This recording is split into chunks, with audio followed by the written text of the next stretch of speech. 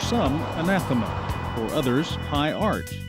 Prehistoric and nearly ubiquitous across all human cultures, and in Oklahoma, illegal. It scares me that they would put that much effort into fighting against this rather than just letting it happen, because it's not going to stop tattooing. Tattooing will go on every day, unregulated or not. Oklahoma is the last state of the 50 to prohibit tattooing, but that does not mean it's not happening. Hell, half my clientele's cops. Enforcement of the law is hit and miss, but because the practice is illegal, it's also unregulated, and tattooing is an unavoidably bloody business. Exposure to other people's blood is putting you at risk not only for hepatitis C, but for a variety of other infections. On this edition of Stateline, the practical and political issues of Oklahoma, Inc.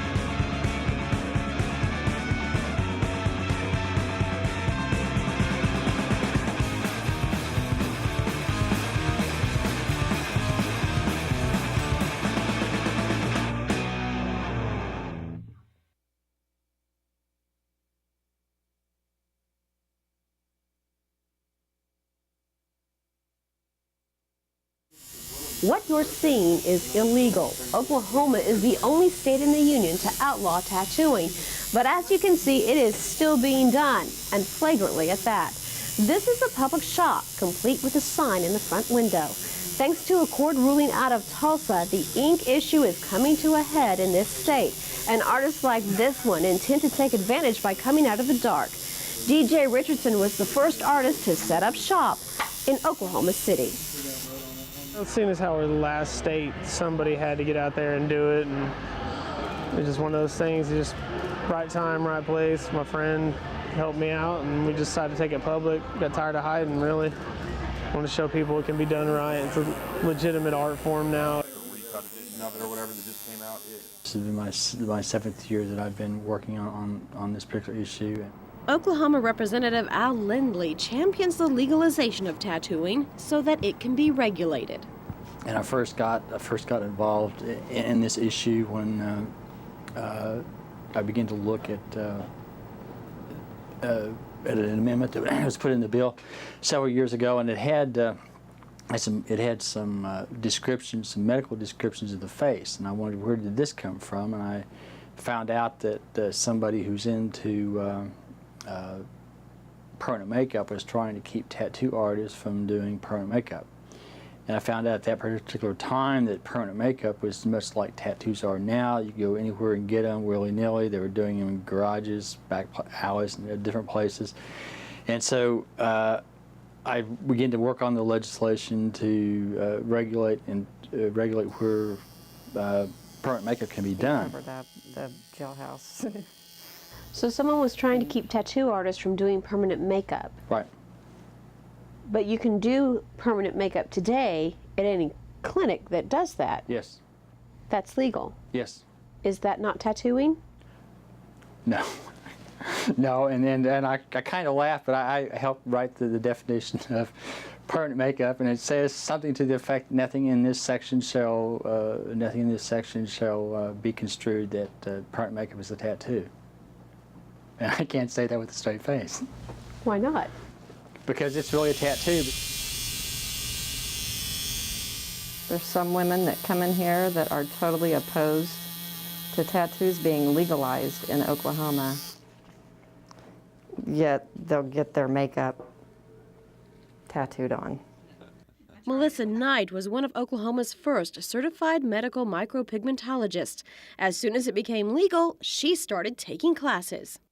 How do you do permanent makeup? What is it? It's basically like implanting micropigments of color into the skin, which is a form of tattooing.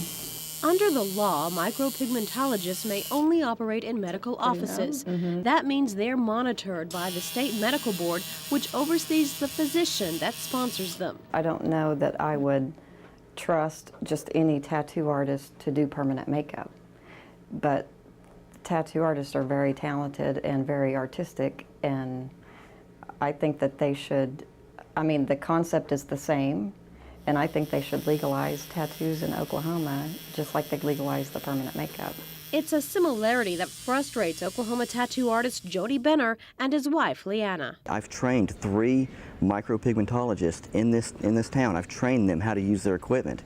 It's the same thing as a tattoo. They're doing it legally, and they're tattooing people's faces. Even though they want to call it micropigmentation, it's still a tattoo. It's a tattoo. And they're doing it to people's faces. I've trained 3 of them to do this, but they won't let me put in loving memory of Mom. The Benners moved to Oklahoma 7 years ago when they heard tattooing might be legalized. When that tattoo bill failed, Jody became an outlaw. I tattooed underground for about 4 or 5 years, and then got tired of doing it illegally, and some buddies of mine said, well, aren't you a professional piercer? I was like, yeah, but I'm a tattoo artist. I'm not a piercer, I know how to pierce. I'm very good at it, but I'm a tattoo artist. But we opened up piercing studios and been doing that right there ever since, and try to get a head start on it in case it did legalize. 2 bills were introduced in the 2005 legislative session to regulate tattooing. House leadership did not allow Representative Lindley's bill to come to the floor for a vote. The other bill, written by Senator Frank Sheridan, was approved by the Senate, but hit a roadblock in the House Health and Human Services Committee. This issue has been portrayed as a health issue in our state, and I have asked those people who have come to me in support of legalizing or regulating tattoos in the state of Oklahoma, and have asked them for empirical evidence to show me where it is indeed a health problem for our state. And to date, I haven't received that information. Well, I think it's a health issue. The transmission of certain diseases through contact with the blood of infected people is something that we deal with all the time in many other settings, and this is just another example of that. So yes, I certainly think it's a health issue that needs to be addressed. During the 2005 legislative session, State Health Commissioner Dr. Mike Crutcher and members of his department worked to educate lawmakers about the risks involved in unregulated tattooing. There have been outbreaks, and we find out about outbreaks that occur across the state. That's one of the responsibilities of the health department, and to investigate, try to find the cause of those outbreaks and then intervene. And in some recent outbreaks in LaFleur and Atoka County, there were cases of hepatitis B, which the investigation revealed the most likely cause of the cases of hepatitis B were getting recent tattoos. And then in Atoka County, bacterial infections, bacterial skin infections, the result of unsanitary tattoos. There's a variety of cases. We have a tendency to talk about, or a variety of diseases, we have a tendency to talk primarily about hepatitis C because they said that's kind of driving the public's attention in modern times because of the increasing awareness of that. But there's other diseases too. Hepatitis B, which is actually more infectious than hepatitis C. Certainly there have been cases where that tattooing is definitely the most likely cause of other people contracting hepatitis B. HIV can be transmitted potentially that way, although there have not been cases confirmed that could occur, that have occurred through tattooing. But bacterial infections can occur, different types of infections, skin infections, some of which can be quite serious, causing bloodborne infections and what's called necrotizing fasciitis, which can be a lethal disease, a deep skin infection and muscle infection. Those can be transmitted if tattooing is done improperly. We've all been through OSHA bloodborne pathogen seminars, so we learn about the cross-contamination And not only that, but we've also taken the seminars to the Alliance of Professional Tattooists at conventions. I mean, this isn't just, like I was telling you guys at conventions, it's not just sailors and whores and, just white trash motherfuckers in the back room. I mean, it's a serious art form, and the health side of it is just as important as quality art. Richardson runs his illegal shop by the book. Well, the book he hopes will be adopted by legislators. And like I said a minute ago, if I'm not touching those machines, if I touch anything else, the gloves go off and I switch every time. That's one of the biggest concerns, is like cross-contamination. It's just so easy, So you got to take a lot of extra cautions. All inks got to be a foot above the shelf, just in case of any accidental splatter. It's either a foot and a half high or a foot and a half away. You can't have it all down on the same surface. These containers are airtight, so my inks, there's no splatter going into the caps. It's a bit extreme. Gotta be. I mean, it's easy to, hepatitis is pretty extreme. Richardson's shop has been raided by the police. Although he's never been charged with a crime, some of his artists are awaiting court dates. According to current law, tattooing is a misdemeanor. Those convicted face 90 days in jail and a $500 fine. But such arrests don't happen often, and when they do, successful prosecution is uncertain. There was a ruling up in a judge in Tulsa County that said that tattoos are not permanent since they can't be removed. And I think some of the folks on the south side that have been arrested have used that same argument, and I'm not sure whatever happened to their case in court. Most of them most of them being dismissed. The police normally will not go out and look for people who are violating that law. Have you ever arrested? No. Never? But half my clientele's cops. I tattoo half the Oklahoma City Police Department and Yukon Police Department. I mean, it's a profession. It's a profession. If you know what you're doing and they know you know what you're doing, they usually don't bother you. The only reason tattoo artists are even getting busted right now is because they're coming out and they're going, we're tired of this. They're sick of it. All of us are. I mean, we have the right to tattoo just like you have the right to drive a car. I mean, to do anything. I don't know whether it has happened or not, but I do know if it hasn't happened sometime in the very near future, there'll be a First Amendment lawsuit filed in Oklahoma County. And I don't know what the status of that is, but I've been in communication with the attorney who will be representing some of those people in my district who are getting tattoos. They will be filing a First Amendment lawsuit. In fact, about 3 or 4 years ago in Massachusetts, that's how Massachusetts got their law overturned. I'm not so sure that our founding fathers had tattoos in mind when they crafted that amendment. You're depriving people of life, liberty, and the pursuit of happiness, and part of the pursuit of happiness is working. When we first shut down our tattoo studio in Colorado and moved down here, I was one of maybe 3 or 4 artists in the state, that was known, very well known. And I mean, you can make anywhere from $20,000 to $30,000 a month. I was, just working out of my house. I've had years where, when I was in Florida and Texas, where I made $60,000, $70,000 in a year. And I'm not even a high school graduate. I just get to draw with noisy crayons on people for a living. If these artists feel they have a right to ply their trade, their customers certainly feel they have a right to do with their bodies as they will. I got the praying hands. I was raised in a religious background as a child, and then went off to college and got in with the wrong crowd, kind of, and just wanted something to symbolize, the way I was raised, kind of draw me back towards that. This piece here is based on an old traditional design called Man's Ruin. Drinking, gambling, that, etc. But usually, traditionally, there is a girl in the martini glass, and I omitted the woman because the women in my life have been a good thing for me, far from being my ruin. They've been a salvation to me. So I left that part of it out.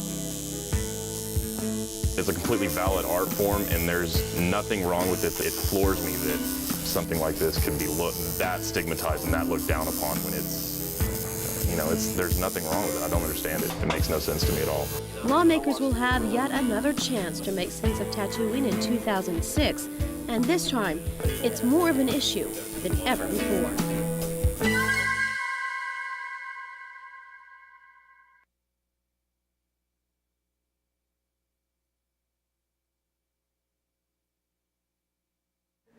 Human beings have been tattooing themselves for thousands of years. The earliest and most widely recognized are tattoos found on Egyptian and Nubian mummies dating back to around 2000 BC. According to historical accounts, it was the growth of Christianity that made tattoos taboo. They are directly addressed in Leviticus chapter 19, verse 28. Ye shall not make any cuttings in your flesh for the dead, nor print any marks upon you. I am the Lord. This has been interpreted by some as a biblical prohibition against tattooing. Because of this, inked body art carried a stigma. What kind of reactions have you guys gotten from folks, and what do people assume about you because of how you present yourself? Well, that depends. Are you talking 5 years ago or today? Yeah. 5 years, 7 years ago when we came from Colorado down here, looking the way we do, people stepped out of our way and was like, oh my God, look at that.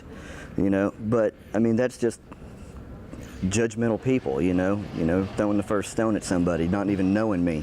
But times are changing. But nowadays, you look at anyone, you look at these superstars, you look at, I would say there's more tattooed people than non-tattooed people nowadays. It's gotten to be a pretty big phenomenon right now as far as the artwork goes.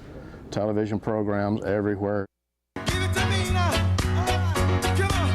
Discovery Channel, the Learning Channel, all of them have programs about tattooing.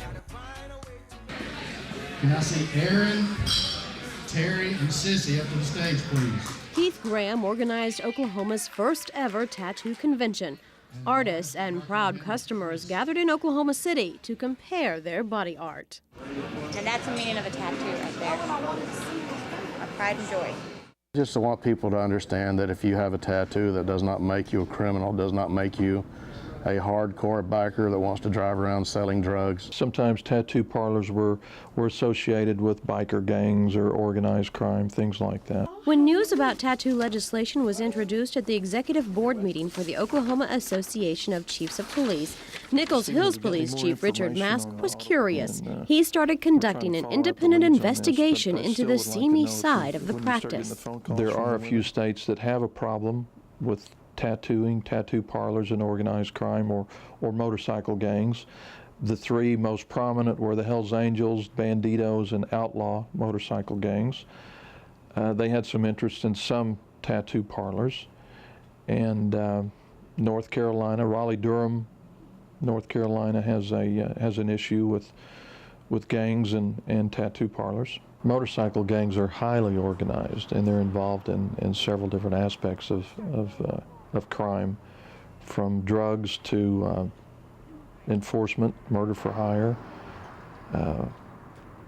theft rings, interstate theft rings, human trafficking, they're stolen autos. I think that our best defense, our best weapon against any kind of organized crime or biker gangs coming in and controlling the market is to have some kind of a licensing process that the owners go through, and stringent health inspections as part of that licensing process.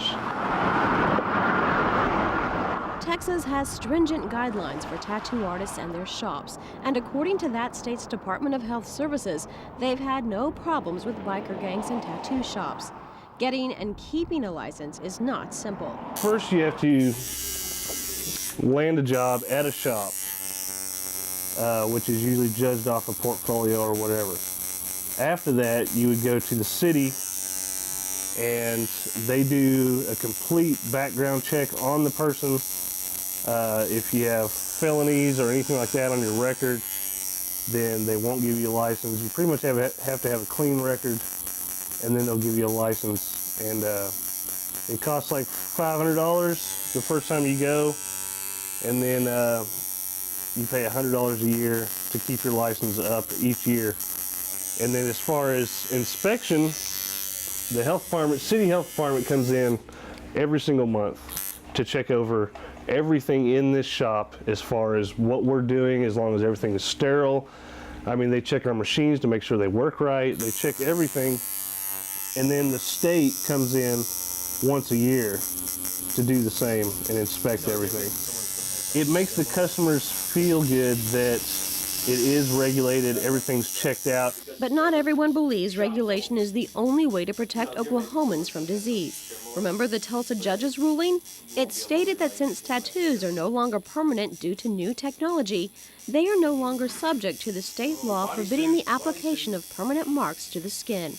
Instead of regulation, Representative Chris Steele would consider tightening what he calls a loophole and support more stringent enforcement. Maybe we want to consider whether or not it would be in the best interest of our state to regulate this particular kind of activity, or maybe it's in the best interest of our state to go back and redefine what tattooing is and shore up the loopholes and make sure that those people who are breaking the law pay the consequences.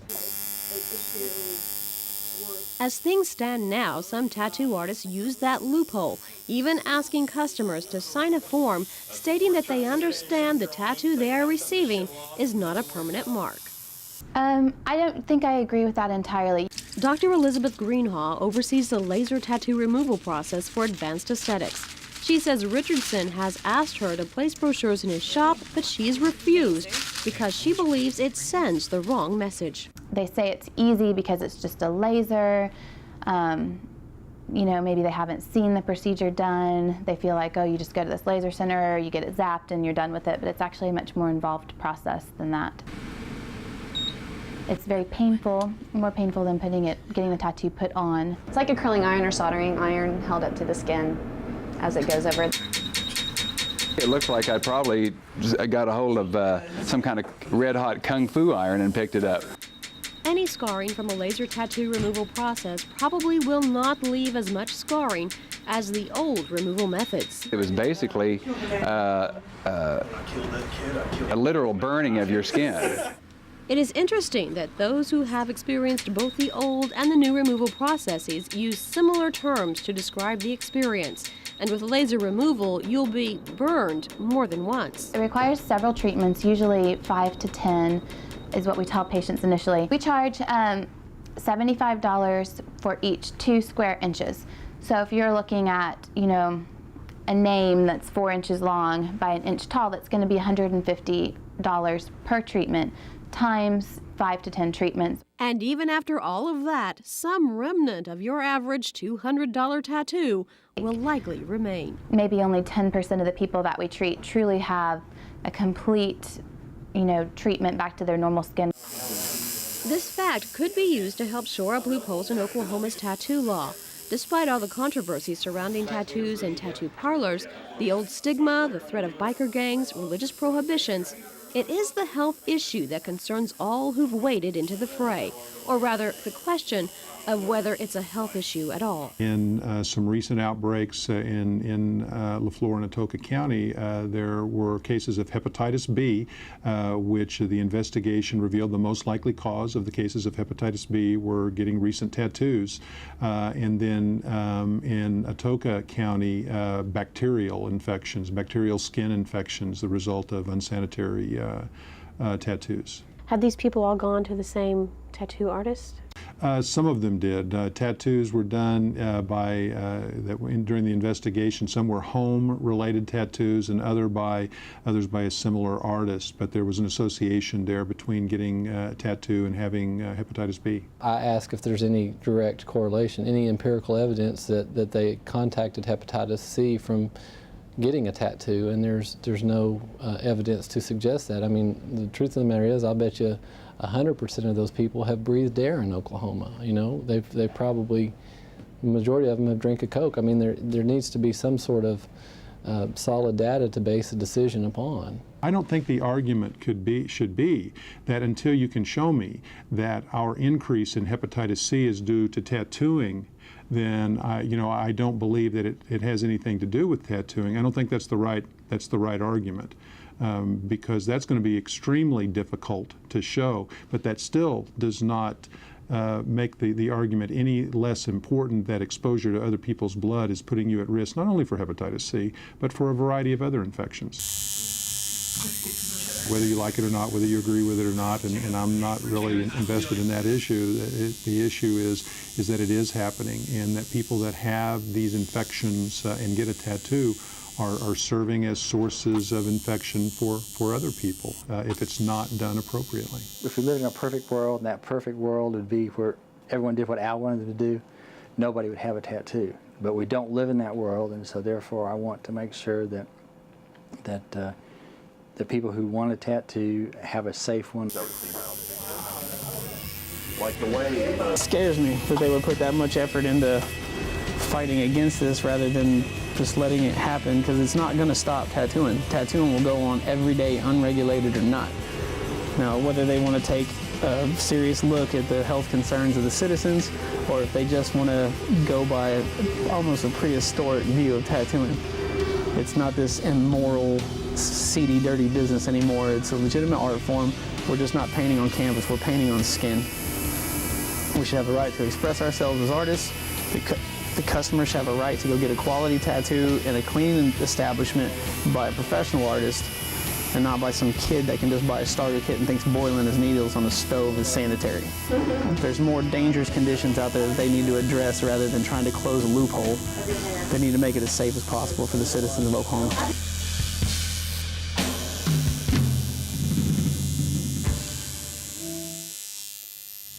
The issue of tattooing may be decided in 2006, either at the Capitol or in the courts. But until that decision, the underground practice is likely to continue, leaving the health of the customers not in the hands of the state health department, but solely in the hands of those applying Oklahoma Inc.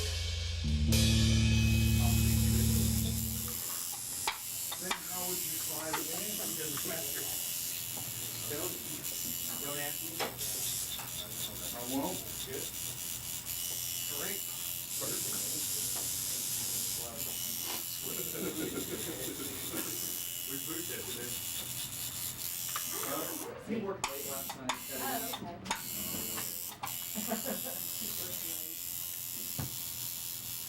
I think it's deadline for Monday, so he's really running on that one.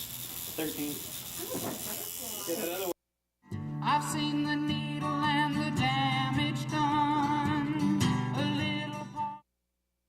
For a VHS or DVD copy of this program, please send a check or money order for $22.95 to the OETA Foundation, Post Office Box 14190, Oklahoma City 73113. Or to place a credit card order, call 800-879-6382 during regular business hours.